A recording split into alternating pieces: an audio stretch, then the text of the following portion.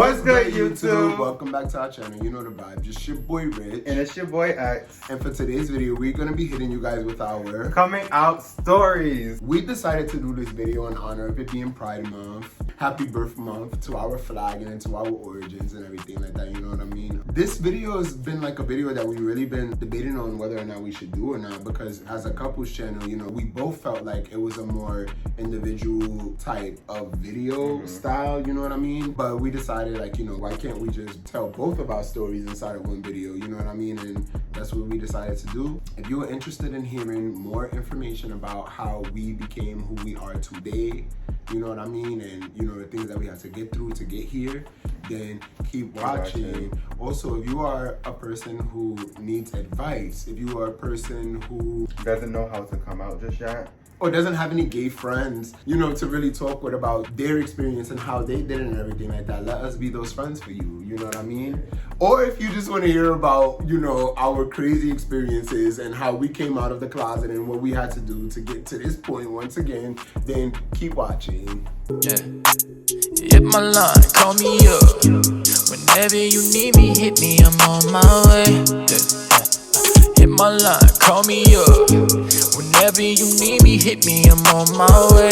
Shawty got a body like Malia. Look at our Pride Month cups, guys. We got them from Marshalls. Go to your local Marshalls and get your cups. So, I'm gonna tell you guys my story first. So it all started when I was in, I would say preschool or kindergarten-ish. And I used to always play with the girls. I used to always dress up. I used to always, you know, play with dolls and everything like that. Wait, you came out in preschool? I didn't come out in preschool. What I'm trying to say is, like, it just felt normal playing with Barbie dolls and dressing up. You know, that was a good time for me, and it's a good time for me, you know. I say this to say it all started from then. So growing up, I was always around females. I was always around, I only had girls as friends, so me hanging around with them was always something, like, I used to pick up their little habits. You understand? Like, I used to pick up the little habits of, like, wanting to do girl things. As in doing hair, as in doing makeup, as in dressing a certain way. I started to create my own little style from there. Moving forward to, I would say 5th grade, graduating, it was time for me to graduate elementary school to get to junior high school. In my 5th grade, I had my little group, which was only females. Oh, we knew you was gay, bro. That's what I'm saying. Everybody knew I was gay. Well, yo, when you see that one dude running with all girls inside of the school, they're like 9 times out of 10. That's what I'm saying. Everybody knew I was gay, so I was always running around girls. It was like me and like 6 other females. And it was just me. I was the only boy. I was the little, you know, the boy that was going back and forth. I was the little problem starter. I was the one that was getting people into relationships. I was the one, like, I was that guy. We all know one of those guys. We all know one of those guys. If you don't know one of those guys, you didn't go to high school in America. So, yeah. I was definitely one of those guys, so. Or you didn't go to school in America in general. Like, one of my girls would be like, yo, I think he's fine. And I'm gonna be the one, all right, what you want me to do? So I was going over there, I was being like little matchmakers. Like, I was just in the mix. I'm just gonna say, I wasn't a problem starter, but I was always in the mix of drama and stuff like that with the girls. So, graduating from 5th grade, getting into junior high school, that's when I started thinking that males was attractive to me. I would say I was like in 7th grade. That's when I first noticed my first boy crush. Mind you, I never was around anybody who was a part of the LGBTQ community. I was just around females. I didn't know what it was like to be gay. I didn't even know what gay meant. I was still young. I started liking this one person, and I, of course, told one of my girls, which is my best friend now. She was just like, wait, that's a guy. I'm like, yeah, no, I think he's cute, you know. So like I said, I think the girls started rubbing off on me, and not to mention, everybody knew. I walked different, I talked different, I acted different. I was just me. People used to say I walked like a girl. Like, people already knew. I guess considered flamboyant. People already knew I had long hair. I used to get braids. I used to get extensions. I used to like, I was so they knew, they were just in denial. I was just that person, man. I was just that person. So moving forward to high school, where everything really started and took place. For anybody who's wondering, no, I didn't tell the boy I liked him. It was just between me and that one person. You understand? That was the first person you technically came out to, was Taina. It was Taina, that's my baby. So I came out to Taina first. Love you, girl. So moving forward, getting to high school, graduating high school, that's when I received my first iPhone. So we all know when you receive your first iPhone, you're that person. Especially, you know, growing up back then. So moving into high school, it got a little bit harder for me, because that's when I started hitting puberty. That's when I started getting mixed emotions about different things, and school was just getting harder for me. So that's when I felt like I wanted to truly be myself, and I didn't want to hold it back anymore. I didn't want to hide the fact that I like guys. I didn't want to hide the fact that I didn't like girls. In high school, I was still trying to date girls. Like, I was just one of those boys that I was just trying to date girls. I was trying to fit in. I even tried a few sports. It just wasn't for me. I wanted to play... What sport? Basketball. Baseball. I thought you said baseball. I used to play baseball. I used to play volleyball. I used to play... I remember volleyball and baseball. I used to play baseball. I used to play volleyball. When you play basketball... I said I attempted to play basketball. Oh, okay. I was about to say, because we went I to the gym together. I wasn't done. I attempted to play basketball with the boys, and they were just very aggressive for me. I do not like that aggressiveness. I don't like being pushed. I don't like any of that. I was like, you know what? I was just one of those boys that would sit on the steps, hanging out with the girls, you know, gossiping, talking, blah, blah, blah, blah, blah. This boy's cute, that boy's cute, blah, blah, blah. All right, cool. So I just kept that within my little circle. So now it was time for me to come out to the rest of my friends. And I had 3 supportive friends, I would say, and, you know, 2 others was just like, I guess because they didn't really know what was gay like, you know. It was time to tell my friends, and some of them understood, some of them didn't understand, so that's why we're not friends now. They was very supportive, and they was just wondering when I was gonna come out to everyone else, because the ones that was supporting me just wanted me to already come out. You know, they wanted to see me happy, they wanted to see me free, they wanted me to stop faking that I like females. I was faking that I like girls. I would go on dates with girls. Even past that, even after I came out to my friends, I still attempted. I'm like, you know what? Maybe it's just a little phase. Let me just go on a date with this girl. So now, let's move forward.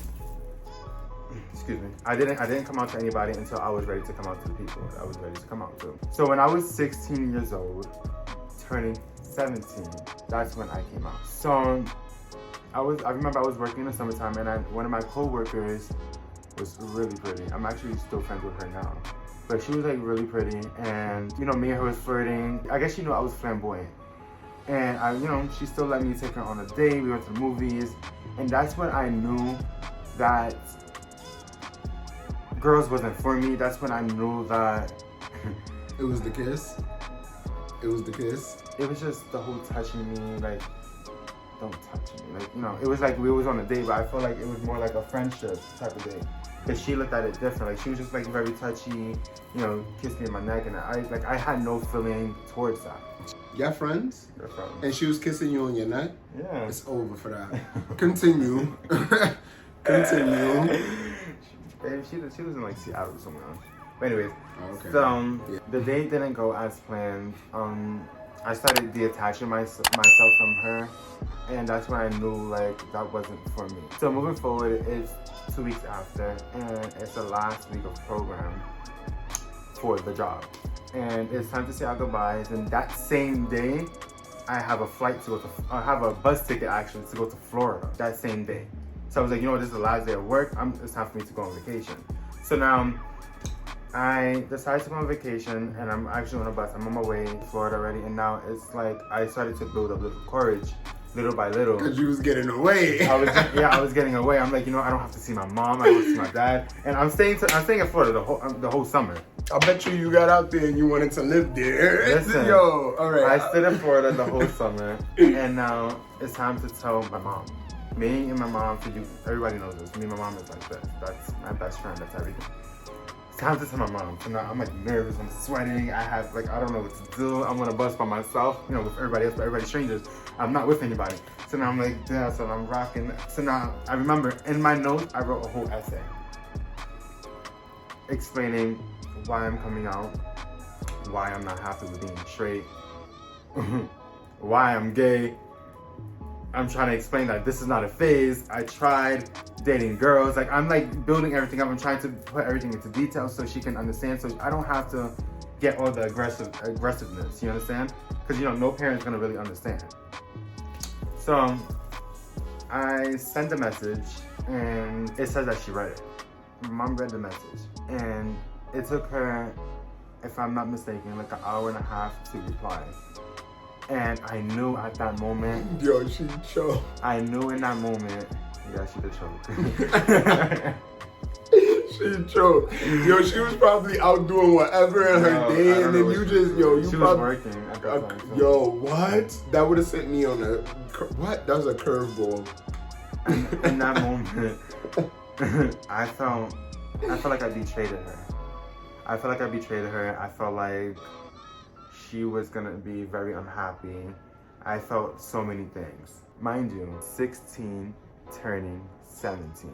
I'm not 18 years old yet. So me even getting on that bus to go over there, she paid for that ticket. You understand? I just want you guys to understand. I was still young. I wasn't legal yet. So just me going over there, it was just like, you know, that was a gift, you know, me being hardworking, me, you know, she finally answers me and she's not happy at all. She's telling me once I get to Florida, I have to come back. She's telling me, like, she's just ruining my summer. She's very unhappy. She's not being understanding at all. It, of course, broke my heart, but I think what bothered me the most is that I felt like I betrayed her. I feel like I betrayed my family. But then I finally get to Florida and I guess my grandmother already knows. But I guess my grandmother already knows because my mom was so upset. My grandma's like, yo, your mom bought a flight for you to come back home. My mom was already on top of that. She bought a ticket. No, but then those buses do take long from New York to get to Florida. It took me the next day. You went by yourself or you was with Anna? I'm not too sure. I can't remember if I was with Anna or was by myself. I'm not too sure. That's what I'm saying. I was like really by myself. I wasn't with an adult. So my mom I remember my mom bought a ticket to come back home in 2 days. But my grandma didn't know what happened. She just knew that my mom was very upset. So she's like, yo, your mom's upset, this and that, blah, blah, blah. But of course my grandma was very happy to see me. So my grandma was like, you're not going home. I didn't. My grandmother kept me out there in Florida till my mom calmed down. So my mom wasn't on that type of timing where it was like, you know, I'm gonna beat you up, you know, you can't go outside or nothing like that. She wanted to have an understanding, and I'm assuming that, I still don't know the answer right now, but I'm assuming that she was just trying to change my mind around, you understand? So then I finally tell my grandmother what was really going on, and she's like, but we all knew this. That's the type of time my grandma was on. She's like, but we all knew this, you know, you're you, and you need to stay you. You shouldn't have to feel like you know, you have to go back home and feel unsafe, feel like you have to start dating girls, feel like you have to not be Grandma yourself. just wanted you to move to Florida. Because Grandma always wanted him to move to Florida. That's what it was. She was like, yes, opportunity. Grandma was like, this is the opportunity. Yo. Grandma's not having it. But my mom was like on that type of time, like, that's my son. Which, you know, is understandable. But grandma's like, that's my grandkid. So it was just like one of those mixed situations. But I was like with my grandma because I was so scared to go back home. I'm like, I just got here too. It's like, damn, like, you know, it took me a whole like 17 hours just to get here. And I have to go back home. But if this is a phase that she's saying, then you have time to fix it, or you have time to go with whatever you want to go with in life. That's what my grandma was trying to say. Like, she was just trying to motivate me and inspire me to just be myself at the time. And I really do appreciate that, grandma. Love you. So my mom finally cooled down, and I didn't end up going back home to New York until I was ready to go back home until the actual date. So yeah, then it was that time where my mom was gonna book her flight. You don't think that maybe she was just a little upset that you didn't like tell her face to face? That's what she did say. Like, she wanted me to tell her right there and then, so she could just, I guess, take it all in. You know, she wanted her to know. She wanted to know first, and that's what I messed up on. I started telling everybody here and there, and I think somebody had told her before I was able to tell her. So my mom already knew, but she was just waiting for me to tell her myself. So I feel like that's where most of the frustration came. So moving forward, I told her, and my mom is fine with who I am now. Now it's time for me to come out to the world. Around this time, 5 years ago, I came out on Pride. My mom allowed me to go to Pride, and it was a really good experience. It was a really fun experience. I went to Pride. I was looking cute. I was with one of my close friends and my cousin. We went to Pride, and yeah, I had the time of my life, just seeing everybody being themselves, seeing everybody so happy and joyful, and everybody was just being themselves. They dressed how they wanted to dress, and it just, that motivated me more. So I told my cousin, take a picture of me with this Pride flag. Mind you, I'm wearing a Pride shirt, see-through. Like, I was looking cute. I'm gonna insert a picture right here. So I told her to take a picture of me, and she took a picture of me, and then I came out to the world. I came out to my family. Mind you, my grandma kept this in, and my mom kept this in to themselves until I was ready to tell everybody. That was a promise that they made with me. So I took that picture, and I came out to the world. My aunts found out that day, my cousins found out that day, my siblings found out that day, and even my dad. I know it's messed up that I didn't even come out to my dad, but it's just because my dad is so he's not very so outgoing. I was just a little nervous to come out to him a little more than my mom. So he found out that day as well, which is why Pride is, it's kind of a big thing for me. That's when I came out. That's my coming out story. It wasn't really a big of a deal, but everybody already knew. Like, my mom told me, I already know. Like, everybody already knew. My cousins already knew. My aunts already knew. But they're just happy that I came out and I am who I am as a person today. And that's it. Would you have done anything differently? Yeah. Just telling my mom in person. But the reason why I didn't tell her in person because I was such a bad kid. I just want to put that like that. She was always getting calls from school. She had to go to the counseling office almost every day. I was just, like I said, I was in the mix with the drama and everything like that. Even when I didn't do anything, I was called in the office. I was around all those people. I wish I didn't tell her when I was on my way to Florida. But then again, at the same time, though, that's, everybody does it in their own way. That's how I felt comfortable. And that's really important when you're doing it, you know what I mean? It's of course you want to get it out of the way and you want to get it done, because, it's once you get it done, it just feels so amazing. So you feel free. Exactly. I felt so relieved even with the negativity she was throwing at me.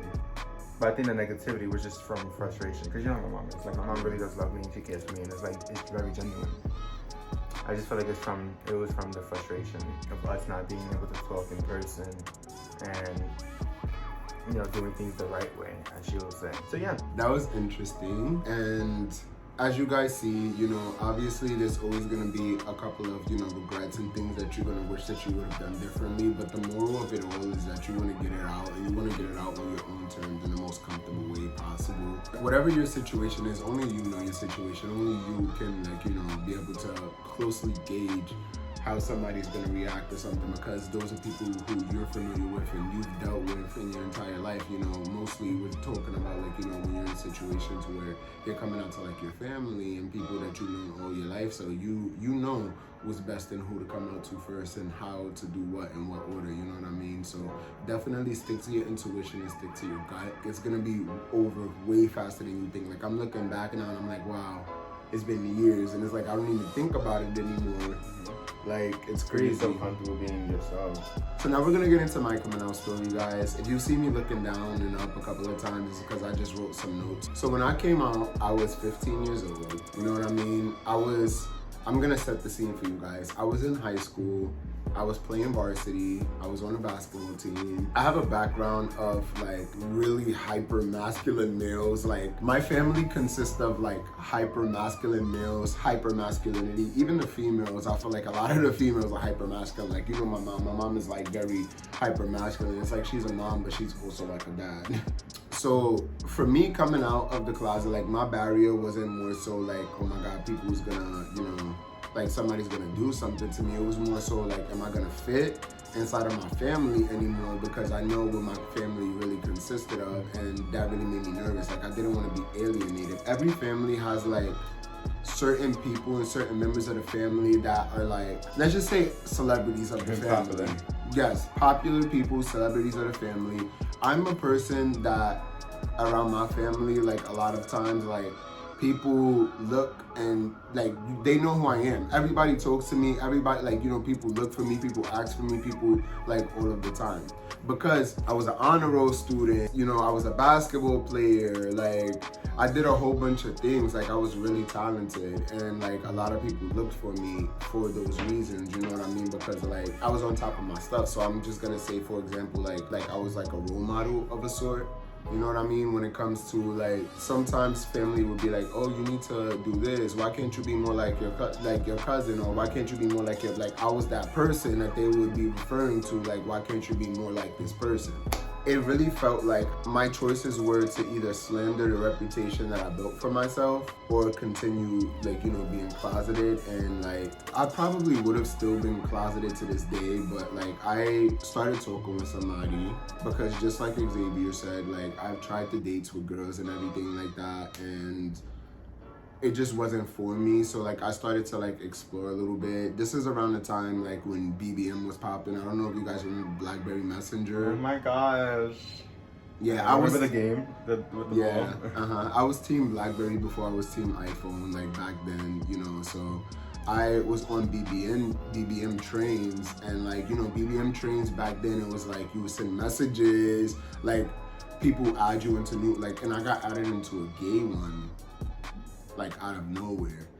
So this is where my interest into, like, you know, where I started really exploring with the gay things, with the gay world. Like I started seeing, like, you know, pictures. I started seeing people posting things like, oh, I'm this age from here. It was literally just like Tinder on BBM, like legit. It was like Tinder on BBM, because it would be a bunch of people like around my age, like, oh, 16, from New York, this, like doing stuff that we was not supposed to be doing, because it's a very dangerous world out there. Yo, for real, guys, if it's coming out to your family versus your safety, definitely like go and come out versus, like, you know, going and being sneaky and doing things and then something, because something could have happened to me. But I met this boy off of BBM. Me and him, we didn't really establish a relationship or anything like that. We were just kicking it, like, you know what I mean? We were just cool. This boy lived like really close to my grandmother's house, like only about like 4 or 5 blocks from my grandmother's house. You know what? Now you can't see your grandmother.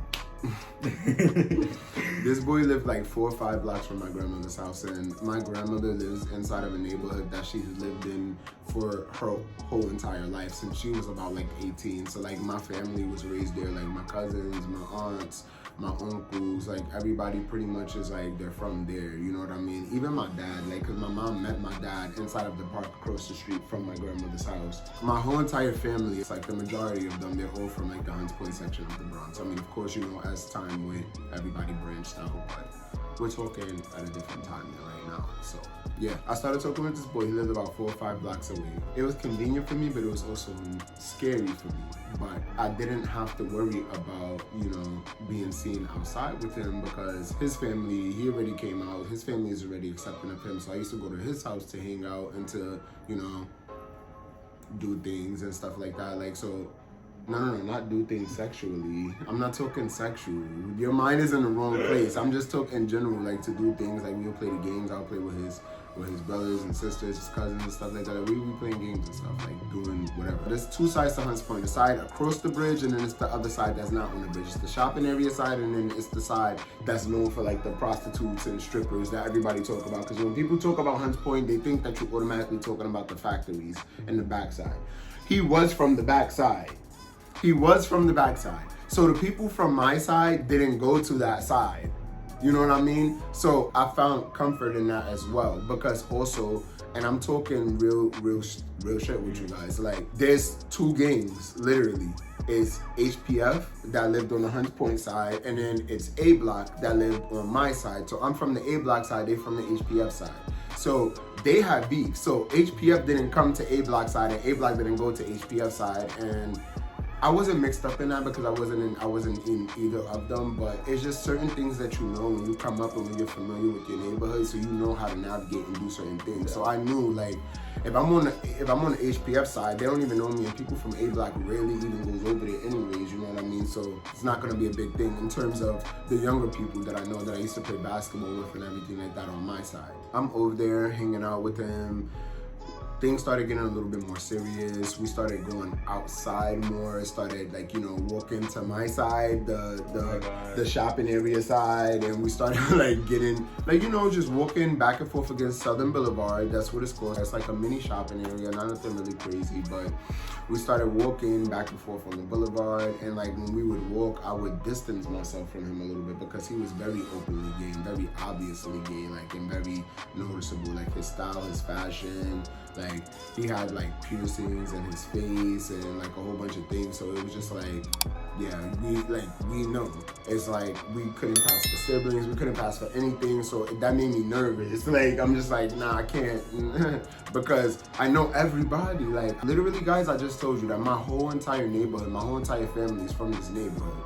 So that comes with all of the people that are from those neighborhoods that have built bonds and connection with my family, who know who I am. Like, if I walk through where I'm from, people are gonna say hi if I'm just walking. Yeah. So in the back of my mind the whole entire time, oh my God, somebody's gonna see me. We walked through the boulevard probably a couple of times before, you know, a question got brought up into our relationship or situationship or whatever, because we wasn't really, like, you know, tied. Why don't you ever walk with me and hold hands with me while we're in public? Why don't you kiss me while we're in public? Why don't you do this? Meanwhile, when you start speaking with somebody underneath these circumstances, you tell them, you let them know that you're down low, you let them know that you're gay. They know all of these things, and this person knew that I was gay.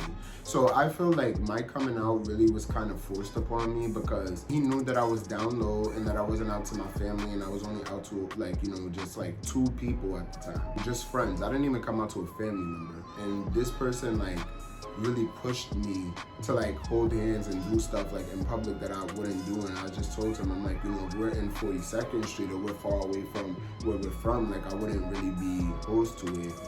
And he definitely forced it, like. And what you guys obviously think would happen, happened. So we're walking one day and I just gave in, you know, because, like, I'm dealing with the person, so I'm trying to please the person and trying to make the person happy as well. So I gave in. I held hands with him. We're walking on the boulevard one day. I was only gonna do it just for 1 block, you know what I mean? And then pull my hand away and act like it was something else happening, so that I didn't have to keep doing it, because nobody's gonna, like, you know what I mean? I was gonna, like, grab something or hold something so that it wouldn't be an issue anymore. But within that 1 block, somebody saw me. They didn't say nothing to me, but they saw me, and I knew that they saw me from across the street because they stared at me, and we caught eye contact right after I let go of the hand and everything. Somebody you know? Somebody that I knew, one of my uncle's friends that lives inside of my grandmother's building. Yeah. So he saw me. I immediately, like, I got into, like, a big thing with this boy. I'm like, you didn't understand my situation. I explained to you already that, you know, this was this, that, like, I was down low. You should have understood that. Somebody saw me. Like, I'm on the verge of crying, guys, because, like, my whole entire world, I feel like it's about to shatter at this point, because, number one, it was a guy that saw me. It was a guy that I looked up to. It was a guy that I played basketball with. Like, you know how you have those older people, but it's like they're like mentors and guides for you? It was one of those people, you know what I mean? And immediately, like, I'm thinking about the toxic masculinity and everything that's about to come and how everybody's about to figure out. Thank God, looking back now to this day, he didn't say nothing, but I didn't know if he was gonna say something or not. So I get back to this boy's house. I'm talking with all of his family, because I was the only people that I had to really sit there and vent to at that time, because besides 2 people that were inside of my school that I didn't have access to at that moment because it was a weekend, I didn't have anybody else that really knew about my situation or anything. So I'm explaining it to them, I'm telling them everything, and, you know, they're just like, you know, just tell your mom, just let her know what's going on, you know what I mean? You have to come out to her. It's not gonna be that difficult, you know. Like basically they're trying to comfort me and they're trying to give me, you know, advice and everything on how I should do it and everything. And in the back of my mind, I'm just like, none of y'all know my mother. None of y'all know my mother. None of y'all know my family. None of y'all know my situation. None of y'all know anything. But I came to the conclusion, like, I'm gonna tell my mom, because my mom is like one of the most important people to me, and you know, my mom has always been there for me, and I feel like if I tell her, she's the person that takes care of me. She's the person that I live with, you know what I mean? That should be the only person that I should have to tell anything if I have to tell anything to anybody, and everybody else will come later on. I didn't tell my mom right away. I disappeared for like 2 days. I made a whole dramatic scene for myself that I didn't even need to like create, but I was just so nervous. It took me 2 days to come to terms with this. I missed school for 2 days and everything. My mom thought I was missing. Like, she called the police. One of my friends that I went to middle school with hit me up on Facebook, on Messenger, and was like, yo, your mom is looking for you. They said they got a missing report for you and everything like that. And I wrote him back and he sounded like relieved. Like, I think people thought that I was dead because like I just disappeared. They thought like something happened to me, I got kidnapped or anything. Keep in mind, guys, I'm 15 at the time, and it's like at 15 you do navigate the world a lot more often and do things a little bit more independently, but it's like you're still really young. 15 is still a really young age for you to just like disappear and not tell anybody where you at, like be ignoring phone calls and everything. And that's what I was doing. So 2 days later, you know, after my friend hit me up and told me that my mom had did all of that, I wrote her and she was upset. Like, I have voicemails, text messages, Facebook messages from everybody sitting there, not just my mom. It was like my aunts, my uncles, everybody. They was all hitting me up. They was all trying to see what was up, what was happening. I wrote my mom reluctantly and I was like, I'm okay. I wanted to meet up with you so I could have a conversation with you about, you know, what's going on and everything like that. I kept it short and simple. Her response was not so much short and simple. It was like really crazy. It was pretty much, where the fuck have you been? Are you crazy? I've been looking for you for days. I'm gonna whip your ass when I see you. I'm gonna wax that ass. I'm gonna do so many things to my ass. Like, I'm gonna, like, yeah, literally, I'm gonna get, basically, I knew that I was gonna get fucked up. But for whatever reason, bro, I wasn't scared at all about the threats. I knew the conversation that we was about to have was gonna easily put all of those threats to rest. And it was gonna be more so about me coming out rather than me disappearing, because it's a huge thing. It's a huge thing. So I told her where to meet me, and she thought that I was at my grandma's house, and then she started like getting mad with my grandma. She was like, oh, you been hiding him from me? Like, what's going on? Like, it was crazy, bro. Because remember, the boy lives like 4 or 5 blocks. So I told her where to meet me at, and she's just like, oh, it's so close to my grandma's house. So it was just weird for her. So I guess she just thought automatically I was at my grandma's house, because at what, like, your 15-year-old son, where do you think your 15-year-old son is gonna be at? You know what I mean? I had to explain to her though. I was like, I'm at a friend's house, and I can't tell you which one, but I'll see you when you get here. Like, I kept it short and simple. She wasn't feeling the responses, but it's what I had to offer. I wasn't offering anymore. I was busy getting myself emotionally ready for the situation. So it was just like, you're gonna take the answers that I'm giving you, and then, like, it sounded crazy, but you're gonna take it, because when you get, like, I'm preparing myself, it's build up. I'm just like, yeah, you know what I mean? Like, if I started getting emotional, started getting scary, when she got there, I would probably been too emotional and scary to actually do it. So I had to really, like, You probably would have backed out. Yeah, I would have backed out. So I had to, like, really, like, grow some hair and put some hair on my chest and be like, yo, listen, I'm gonna tell you. Like, you know what I mean? I didn't say it like that because it was through text messaging. She kept trying to call me, but I'm texting her instead of calling her. You know what I mean? So I'm just texting her, like, and every time she called, reject. Nope, I'm gonna text you. We gonna do this on my terms. We need to, like. But I remember the night like crazy, yo. It was March time. It was cold outside. It was in the middle of the school year, towards the end of the school year. You know what I mean? I had on a coat. The jacket helped me because, like, when I get into like weird situations, when I talk, my face tells everything. Like, my emotions, I wear them in my face. So I really wanted to, like, I had a one of the coats that have like the thing that comes with the buttons that covers up right here. So I put that on or whatever like that. I was walking outside looking like an Eskimo, and I went to go and meet her. When I saw her, she immediately like ran up to me like she was about to like pop on me. As she should, because I was her son and I was 15 and I disappeared for 2 days. As she should.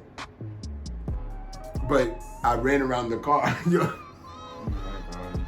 I ran around the car trying to, like, yo, hold on, you gotta wait. I gotta explain this to you. Like, I had to Yo, bro, I couldn't even be scared. Plus, I was an athlete, like, you know, but I really wanted her to sit and understand. I'm just like, yo, I need you to understand. I need you to really sit here and listen to me. This is really serious. This is about my life. And when I said that, she calmed down a little bit.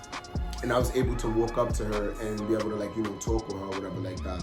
So the way that this happened, it was just crazy because I couldn't get the words out, but I knew that I was gonna make sure that I was coming out to her. Yo, bro, like, I couldn't find myself to sit there and be like, yo, ma, I'm gay. Even right now as I say it, bro, it's like, it doesn't roll off my tongue like lightly, but seriously, like, I couldn't find the words to tell her. I'm like, yo, I know I've been gone.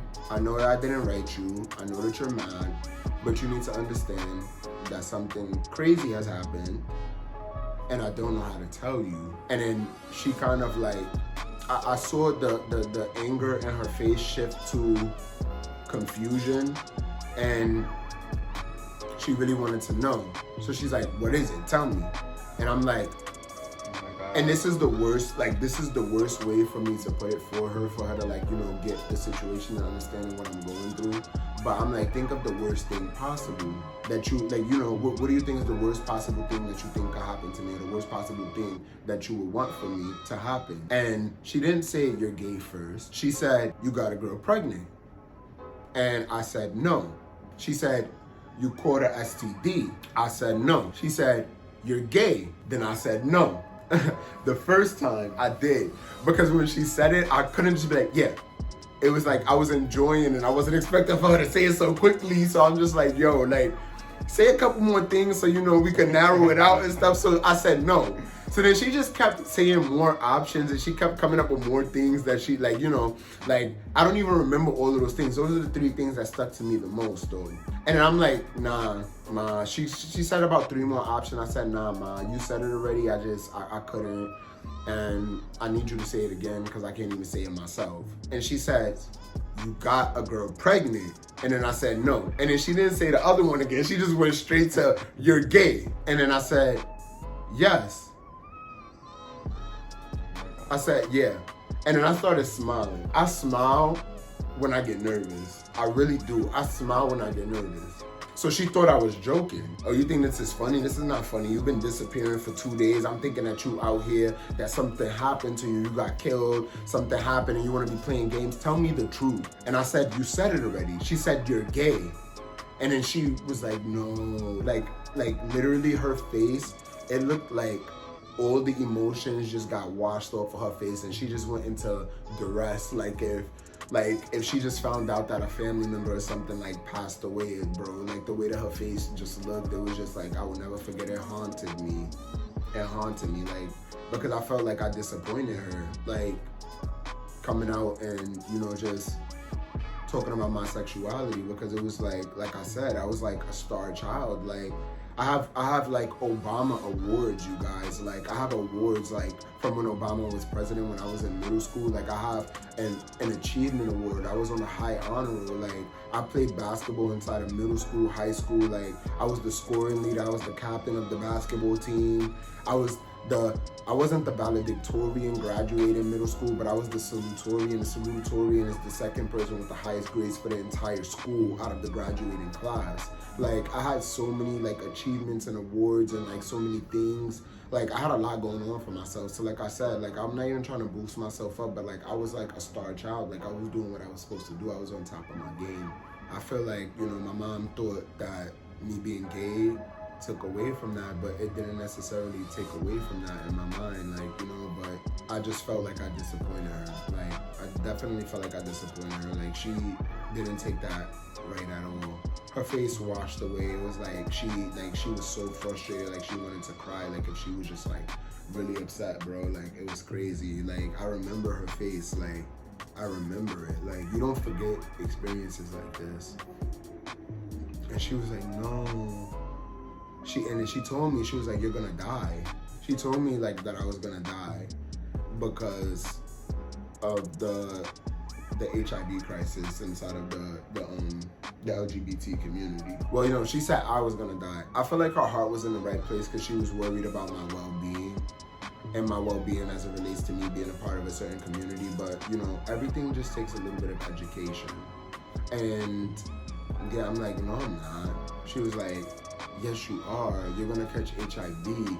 Because like, literally guys, like being from New York City and understanding, like, you know, during the whole, obviously my mom is from a different generation than I am, and you guys who don't know, now you know, like the LGBT Pride Month, Gay Pride, the flags, all of that, it started in New York City.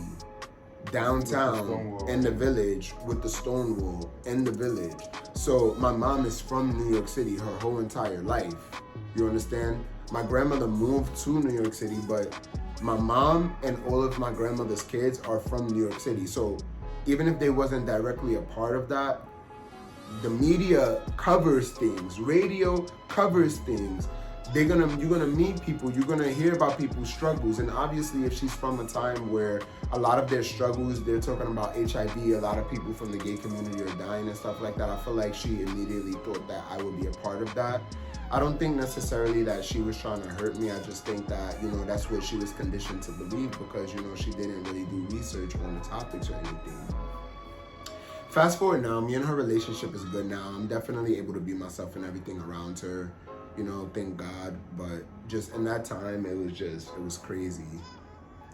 I was so nervous, like, and she just walked away. She was like, I'm gonna call you later.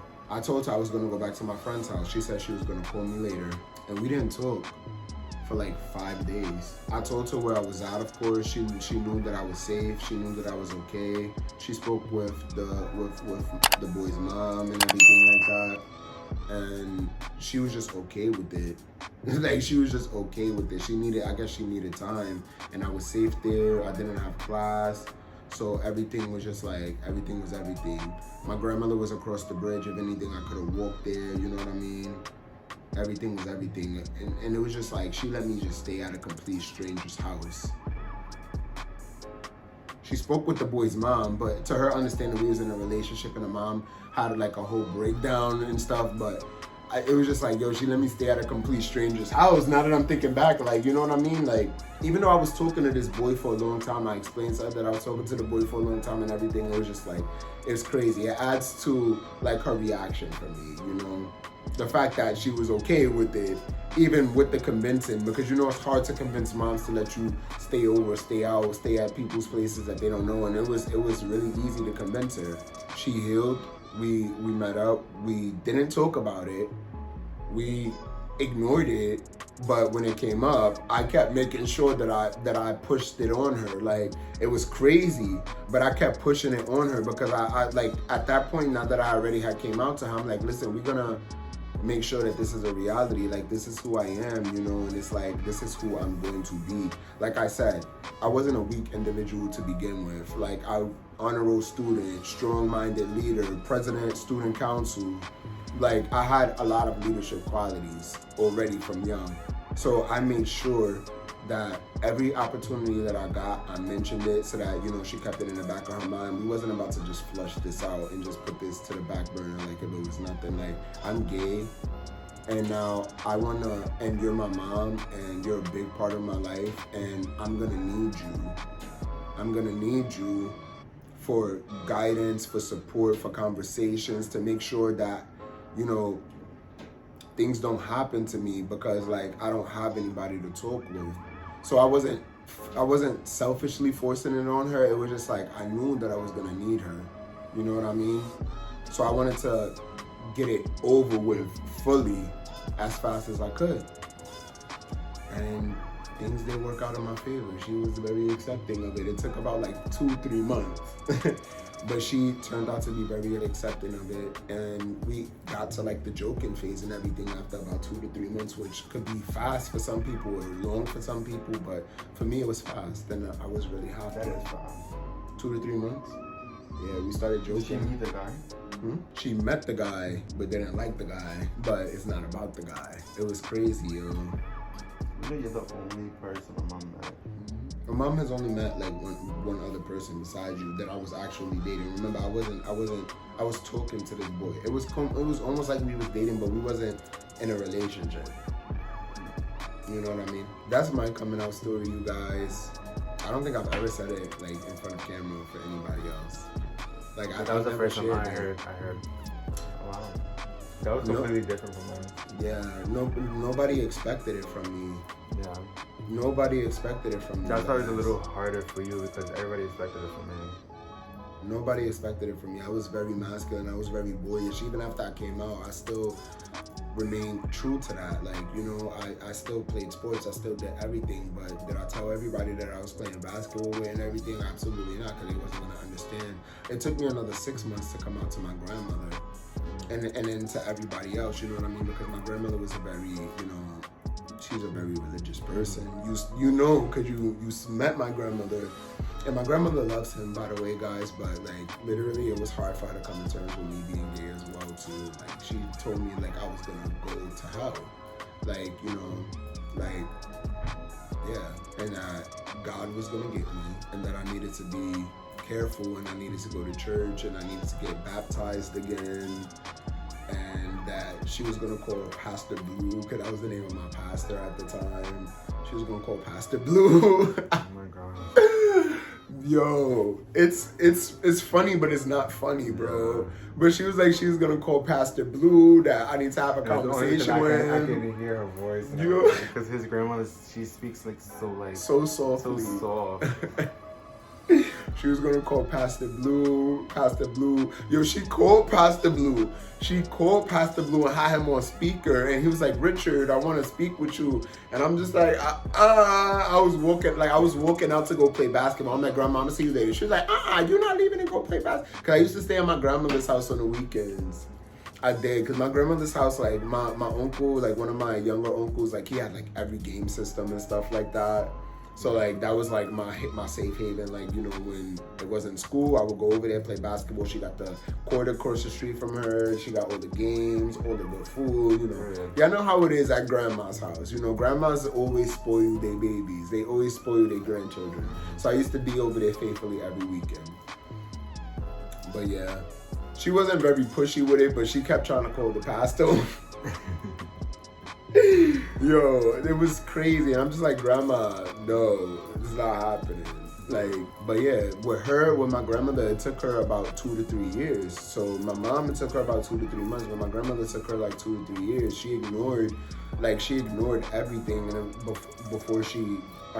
she ignored pretty much everything before she got to the point where she was comfortable enough to have a conversation with me about anything related to gay men. And honestly, Xavier is the first boyfriend that she has met, interacted with, or even spoken with. You understand what I'm saying? Like I said before, my mom met one person before that I was dating. She met one person before that I was dating, and my grandmother also met that same person and acted like that person did not exist while he was sitting with us. Like, we were sitting inside of his car and everything. Like, and she acted like he did not exist.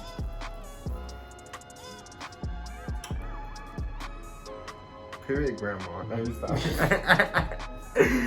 She acted like he did not exist. I was like, Grandma, this is my boyfriend. She was like, hi. And then she started talking to me and trying to change the subject immediately. Like, if she wasn't trying to lock in on the conversation or nothing. Like, she said hi, but that was it. It was hi, and then bye. I can imagine that was so awkward. It was. Oh my gosh. Yo. I'm glad that she likes me. His grandma's so sweet. But I guess with that being said,